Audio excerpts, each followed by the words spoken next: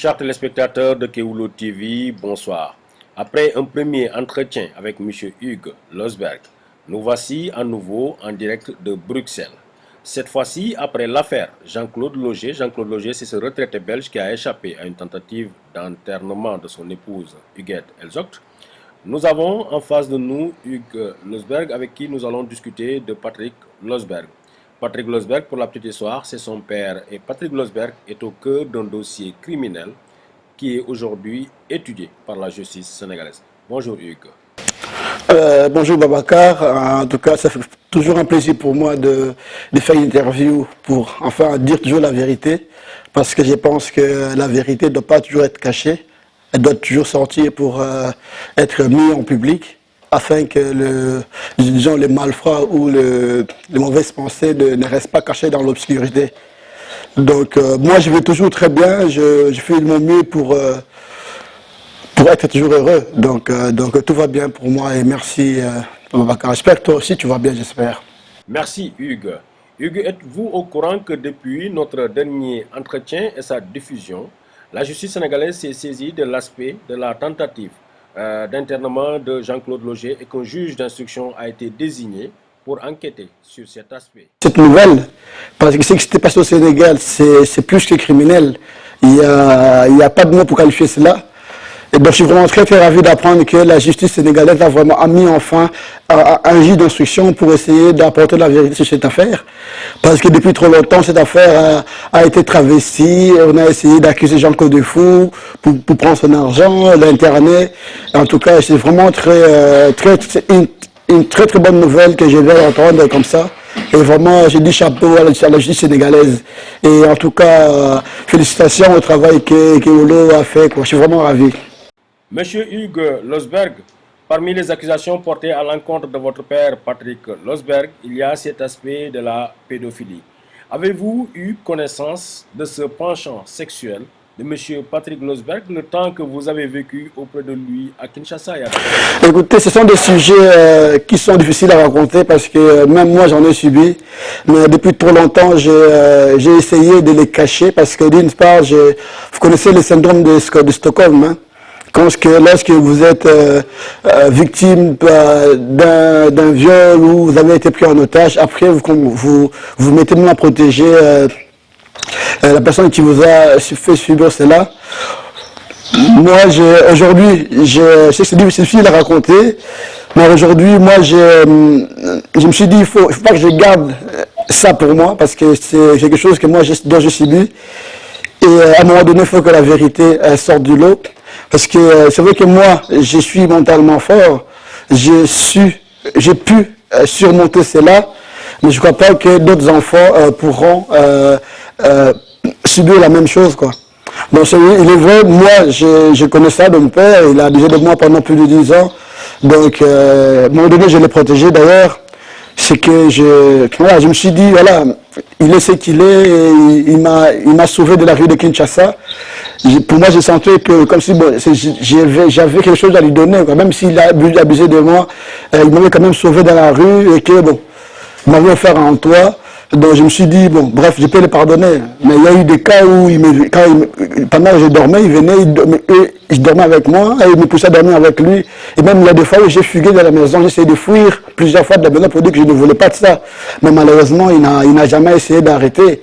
Bon, c'était un problème qu'il a, et je me suis dit, bon, moi, il est comme ça, je le pardonne, mais je ne souhaite pas que ça arrive à d'autres enfants, parce que je pense qu'aucun être humain n'a le droit d'enlever à l'enfance cette phase d'innocence et de joie, où l'enfant ne doit pas être obligé de faire des choses dont il n'a pas envie. Il faut laisser l'enfant s'épanouir, découvrir la vie d'elle-même, de lui-même ou d'elle-même, pour qu'il puisse grandir, mais pas subir des atrocités-là. Heureusement que moi, je suis mentalement fort. C'est grâce à mon passage dans la rue qui m'a forgé à subir n'importe quelle situation. Mais je ne crois pas que tout le monde peut faire ça. Donc du coup, quand vous parlez de la pédophilie, ouais, c'est vrai, mon père, ça ne m'étonne pas. Mais moi, je l'ai pardonné. En tout cas, moi, je ne porte pas plainte contre lui. Hugues, ces cas de pédophilie que vous évoquez, se sont-ils déroulés au Sénégal, au Congo ou en Belgique? À quel moment exactement de votre vie ces Oh, accusations? ça a commencé depuis le Congo et puis c'est parti en Belgique. D'ailleurs, même au Congo, comme mon père avait fui du Congo parce que il y avait un monsieur, c'est les frères de Marcus, Patrick Marcus, que vous trouvez sur Facebook, Claude, qui avait dit qu'il allait déposer une plainte contre lui pour pédophilie, et là il a flippé. Moi j'ai dit écoute, tu peux rentrer, fuis, et puis c'est pas grave quoi. Du coup moi je l'ai protégé, mais est-ce que j'ai tort? Est-ce que j'avais raison de les protéger? Je ne sais pas. Sauf que moi, je n'ai pas envie d'être victime toute ma vie. J'ai envie d'avancer. Je suis encore jeune. J'ai de la vie devant moi. Mais il faut que la vérité soit dite, quoi. C'est pourquoi je suis là pour la vérité. En dehors de votre personne, mais aussi pour le regretter, le cas Jean-François Losberg, le jeune frère à Patrick Losberg qui a choisi Kewoulo pour témoigner. Avez-vous eu écho d'autres cas de pédophilie de la part de votre père? Écoutez, même quand notre papy était là, d'autres mamies étaient là, Jean-François, on en a parlé ensemble, il a dit Hugues, tu n'es pas le seul à avoir subi ça. Moi aussi, quand j'étais jeune, j'ai subi ça, mais ils n'ont pas voulu me croire. Bon, c'est ça des choses de la vie. Bon, les gens peuvent faire croire ce qu'ils veulent, mais nous, et nous qui en sommes des victimes, nous savons ce qu'on a vécu. Je pense que je ne me permettrai pas, par rapport à mon honneur aussi, à dire ce que j'ai vécu et mentir des cas de pédophilie en public, quoi. Donc, je pense que voilà, les gens, moi je ne suis pas responsable de ce que les gens croient, mais moi je sais ce que j'ai vécu et c'est ce que j'ai témoigné devant vous, quoi. Et chacun fait ce qu'il veut. Aussi, des rumeurs de cas de pédophilie auraient circulé à Cap-Skirring, J'en ai notamment entendu. à Cabrousse, où votre père, Patrick Losberg, enseignait. Là-bas, avez-vous eu cas ou des témoignages de personnes qui ont été victimes de Patrick Losberg? Non, je ne connais pas de victimes dans ces écoles-là, mais ce qui est sûr et certain, il y avait un petit des Cabrousses qui habitait dans la maison acheté à Cabrousse et mon père dormait avec lui, quoi, obligé à dormir avec lui. Et donc moi ça m'étonnerait pas que qu'il y ait des attouchements. Donc, mais je ne fais pas avancer des choses que je ne sais pas. Mais ce qui est sûr et certain, c'est que je me souviens un jour à table, on mangeait, Zvena était là, et puis avec mon père, il disait que non, en tout cas, il était bien membré, quoi. Donc, moi, je me suis dit, ça arrive comment, quoi. Donc, ça, c'est pas des choses qu'il faut accepter, vous voyez. Ah bon, à un moment donné, bon, Zvena a fermé les yeux aussi, parce que, voilà, ils étaient complices tous les deux. Bon. Moi, heureusement, j'ai eu de la chance. Certains spécialistes voudraient que la pédophilie soit proche de l'homosexualité. À cette période donnée, votre père vivait avec qui? Avec Bruno Diop. Bruno Diop, exactement, avec Bruno Diop. Quand vous dites Bruno Diop, est-ce que vous évoquez Arona Diop? Arona, exactement, oui. Comment le couple Arona Diop et votre père vivaient au Cap-Skirring?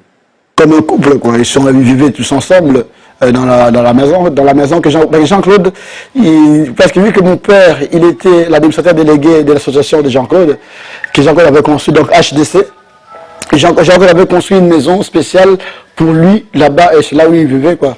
Et de temps en temps, ben, quand Bruno était là, ben, il allait dormir, je crois, à l'intérieur, dans la chambre d'Alice, je crois, avec Alice, et Bruno dormait avec mon père, quoi.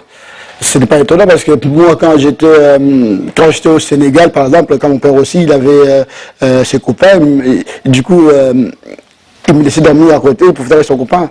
À un moment donné, après ça devient récurrent, on s'habitue, mais après, ce sont des choses que moi, en tout cas, j'aurais aimé ne pas raconter, mais je crois qu'à un moment donné, il faut que la vérité soit dite. Et je pense que déjà aujourd'hui, c'est une épreuve que moi j'ai dépassée. Et ça me fait rien de le dire aujourd'hui, vu que moi, en tout cas, j'ai fait la paix avec lui. Il est ce qu'il est. Bon, il ne peut pas s'en empêcher. Mais moi, je vais avancer, quoi. Cet homme, votre père Patrick Losberg, que vous accusez de pédophilie, cet homme qui serait accusé d'avoir fait des attouchements sexuels sur d'autres personnes. Ce Patrick Losberg, alors, pour vous, serait-il capable de fomenter une tentative d'assassinat puisque Jean-Claude Loger les accuse, lui, et Mme Huguette Elzoc, d'avoir attenté à sa vie? Écoutez, moi, je ne suis pas ici pour faire des soupçons. Ce qui est sûr et certain, c'est que mon père et Svena ont fait pire que ça. Ils ont essayé d'interner Jean-Claude. Vous voyez, tuer une personne, c'est très facile.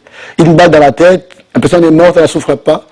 Mais interner une personne, lui donner des produits chimiques pour qu'elle devienne complètement une plante, avoir la même mise sur une personne, c'est avoir vraiment le contrôle sur la vie de la personne. Moi, je trouve ça vraiment, c'est pire que, enfin, il n'y a même pas de mots, c'est monstrueux en fait. S'ils avaient planifié de les tuer, il n'en souffrait pas. Mais aujourd'hui, Jean-Claude, il a dû se battre quand il a dû fuir. Il a dû se battre comme, je sais pas moi comment il a fait pour tenir, mais il s'est battu. Et moi, je me disais même qu'il allait se suicider parce que c'est horrible ce qui s'est passé. Comment est-ce qu'on peut arriver à vouloir faire du mal à une personne à ce point-là, quoi? Et ça, c'est ça que moi, je n'ai pas compris. C'est pour ça que quand Zvena m'a demandé de participer à ces plans-là, moi, j'ai dit non, quoi. Je préférais prévenir Jean-Claude. Et malheureusement, quand j'ai essayé d'aller trouver son passeport, c'est mon père qui avait, sous les injonctions de Zvena, volé le passeport de Jean-Claude. Et là, maintenant, on essaie de trouver un plan B pour essayer de les protéger, quoi, parce que c'est pire que criminel, quoi. Ça, même Machiavel n'aurait pas fait un truc pareil, quoi. Hugues, est-ce que depuis votre dernier entretien confidence avec Kewulo, vous avez eu des menaces par rapport au témoignage que vous avez fait? Je suis assez discret, si on peut le dire. Je n'ai pas reçu de menaces. J'espère que j'en aurai pas. Et des choses dont j'étais témoin, c'est tout. Et je ne devrais pas inventer des choses.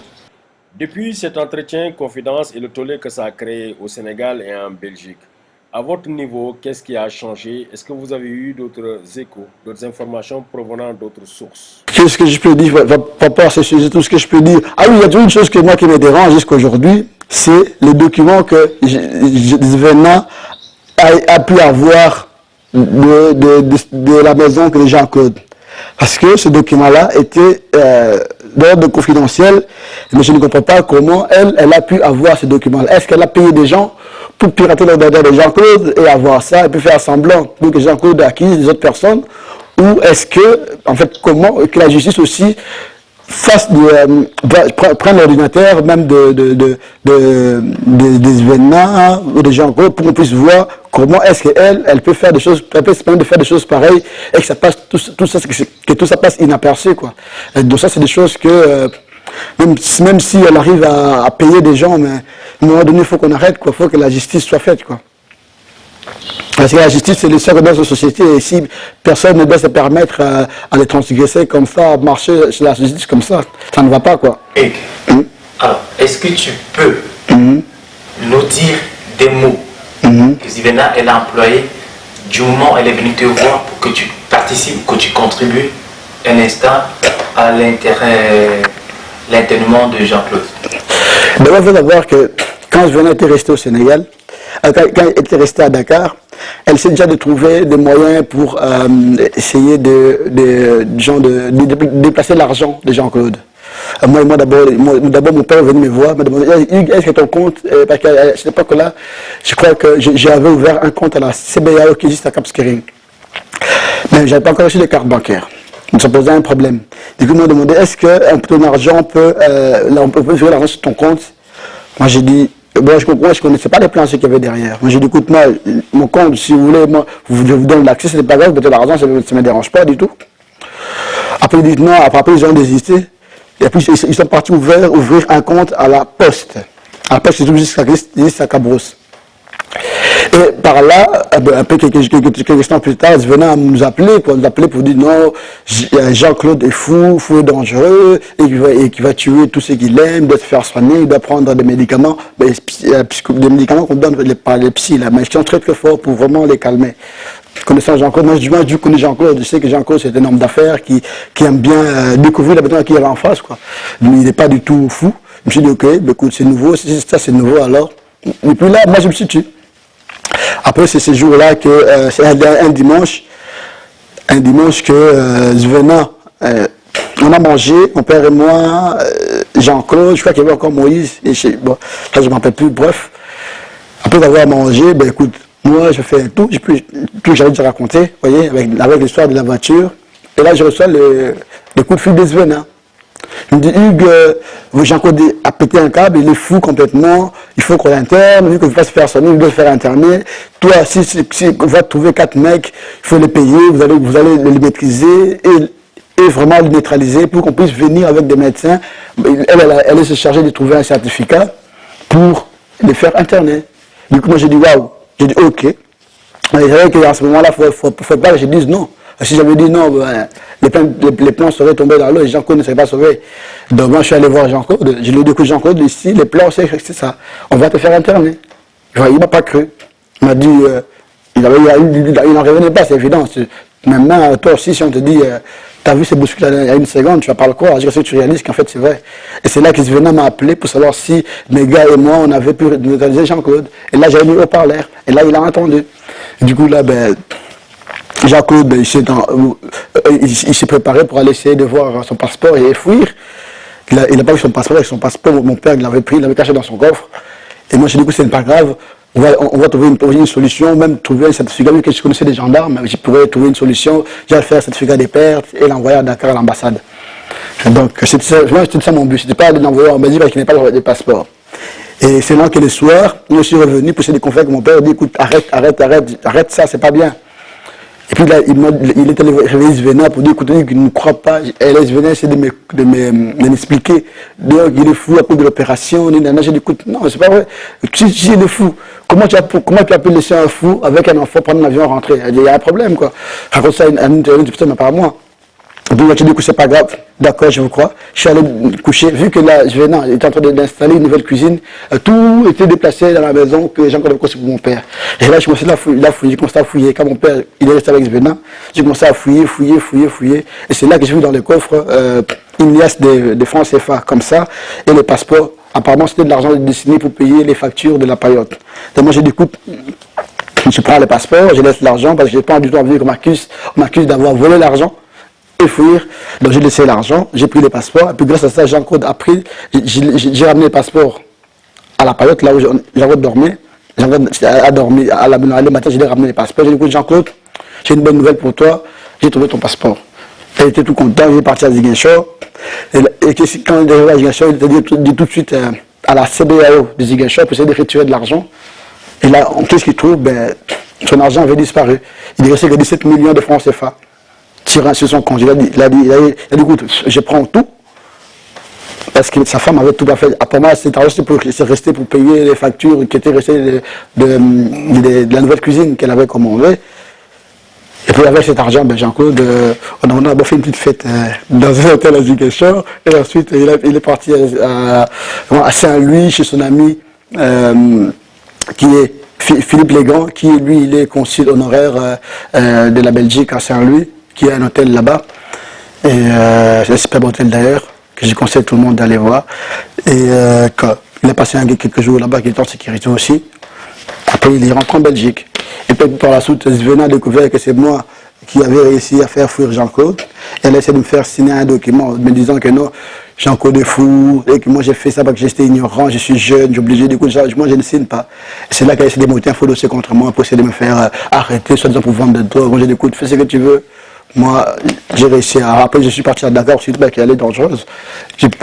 Aussitôt, je suis parti en avion, Dakar. C'est là que Jean-Claude, c'est Dominique qui a dit à Jean-Claude, cet enfant est en danger, il faut qu'ils viennent tous en Belgique. J'ai vu qu'il avait beaucoup d'argent, ben, c'est mon père, qui m'a envoyé de l'argent pour aussi que je puisse partir fuir. J'ai eu du bol, j'ai une bonne étoile, mais ainsi soit-il, c'est la vie. Ok, après toutes ces années, quelles sont tes relations avec ton père, qui est le principal, pas le principal. Comme je vous ai dit, moi je suis quelqu'un qui aime bien avancer. Même si on m'a cassé, je préfère oublier et avancer parce qu'il y a encore l'avenir qui est devant moi. Donc mon père, il m'a violé, il a fait des choses dont je ne suis pas d'accord. Mais bon, moi je suis quand même quelqu'un qui n'oublie pas les gens qui ont fait du bien pour moi. Mais bien qu'il a abusé de moi, bon, moi je l'ai pardonné. Mais il m'a quand même sorti de la rue du Congo, qui est quand même un endroit très très dangereux. Donc j'aurais pu mourir là-bas. Il est comme ça, il a un problème, il est pédophile. Mais bon, moi aujourd'hui, c'est lui-même qui a fait venir ma fille et sa mère du Sénégal. Aujourd'hui ils sont ensemble. J'aurais aimé que cela ne soit pas ainsi, mais bon, on ne peut pas toujours contrôler tout. Tes impressions, ton ressenti. S'il arrivait que Jean-Claude soit face à Svena, quelle sera l'attention qui pourra naître? Est-ce que Jean-Claude pourrait être en sécurité? C'est une femme qui est très dangereuse. Jean-Claude, en tout cas, j'espère qu'il sera dangereux. Comme je vous ai dit, je n'ai pas du tout envie de me baser sur des soupçons. C'est une femme qui est dangereuse. Et Jean-Claude en a déjà vécu l'épreuve, je pense. Et elle est capable de tout. Elle a déjà montré qu'elle est capable de tout. Donc, sur elle, je pense que pour des raisons de sécurité, pour Jean-Claude, cette femme devait être écartée, quoi. Pour qu'elle ne fasse plus de mal aux gens, quoi. Parce que des gens qui ont des projets pareils, on ne sait pas de quoi ils sont encore capables de... jusqu'où ils peuvent aller, quoi. Donc, je crois même qu'avec tout ce qu'elle a fait, cette question ne se pose même pas parce qu'elle a déjà montré d'où est-ce qu'elle est capable d'aller, quoi. Imagine quelqu'un qui est capable de détruire la vie d'une personne en une seconde. Alors jusqu'ici, on n'arrive pas à comprendre qu'est-ce que Zvena reproche à Jean-Claude. Sachant que Jean-Claude, il s'est expatrié, tout le bien qu'il a eu à offrir à ce pays, ce continent. Quel est le reproche que Zvena fait à l'encontre de Jean-Claude? Je ne pense pas que Zvena ait fait des reproches. Je pense pas. Ce serait de se tromper de penser cela. Parce qu'il y a, après qu'on ait fait le tour ici en Belgique, rencontré un peu les gens que Zvena connaissait ou qui ont connu Zvena. Je nous ai tous confirmé que Zvena a toujours dit que, bon, déjà, elle ne s'appelle pas Zvena, elle s'appelle Huguette. Donc c'est un nom qu'elle a inventé, pas qu'elle est ambitieuse. Ils ont tous dit que non, elle, tout ce qu'elle voulait, c'est marier un homme pour son argent. Donc je crois qu'elle a été honnête avec elle-même, quoi. Elle a trouvé Jean-Claude qui était tombé fou amoureux d'elle. Elle a dit voilà, ils ne sont pas ingérés ici, donc maintenant tout ce qu'il fallait, ce n'est pas maintenant, parce que je pense que il serait tort de dire qu'elle a essayé de le tuer parce qu'elle aurait perdu beaucoup. Alors que l'interné, c'était un plan judicieux. Parce qu'à l'internat, il devenait, avec des produits chimiques, qu'il veuille ou pas, parce qu'il il rentre sain, mais il en sort fou. Fou et il ne peut plus rien faire. Parce qu'il devait prendre une plante. Et là, elle a repris en contrôle la gestion de tous ses biens. Essayer de vendre les maisons qu'il avait, essayer de contrôler tout ce qu'il avait, et même essayer d'attaquer son ancienne famille. Donc c'était un plan... En tout cas, ça c'est du machiavélisme, mais au sommet, quoi. Et là, je peux dire qu'elle a réussi presque son coup, sauf qu'elle n'a pas réussi à avoir Jean-Claude. Mais elle a volé beaucoup d'argent de Jean-Claude. De ces quelques années passées, est-ce que Zvena est rentré en contact avec vous pour essayer d'en parler et trouver encore d'autres solutions? Parler de quoi? De tout ce qui s'est passé. Ce qui est sûr et certain, c'est que moi, à un moment donné, mon père m'a dit que, parce que je l'ai vu encore, parce que ma fille est là, quand je ne vais pas voir ma fille, je dois voir mon père. Apparemment, il n'est plus en contact avec Zvena. Mais après, moi, en fait, il y a quelque chose qui me semble toujours bizarre, c'est qu'il est toujours au courant de tout ce qui s'est passé au Sénégal.